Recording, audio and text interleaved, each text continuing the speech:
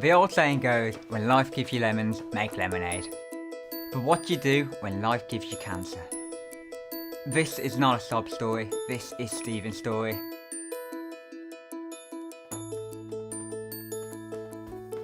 I was diagnosed in September 2010. Altogether I've undergone about 7 lots of surgery, 30 sessions of radiotherapy and 4 different regimes of chemotherapy, and soon I'll be starting a 5th. The aim of Stephen's story is to spread as much positivity as possible, to show people what it's like to have something go wrong with your life but not to be defined by it. I think one of the things that Stephen always stresses is, I may have cancer, but cancer doesn't have me.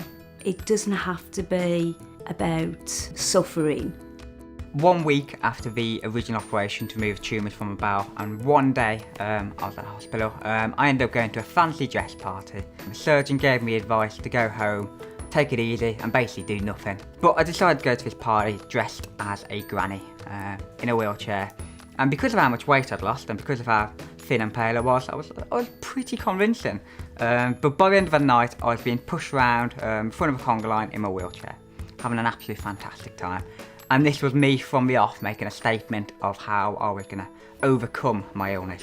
Stephen Sutton was an exceptional student. Exceptional in academic terms, securing some of the best results we have ever seen in the history of this school. He was going through chemo once a fortnight, and literally the only time he had off school throughout the whole thing were the 3 days where he was having the chemo. Stephen is perhaps the most amazing person I've ever met, let alone student. He's very special because he refuses to let this beat him or govern the rest of his life.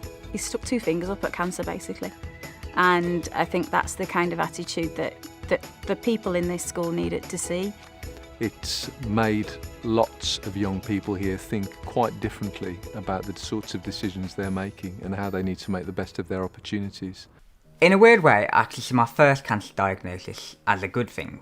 It was a huge kick up the backside that gave me a lot of motivation for life.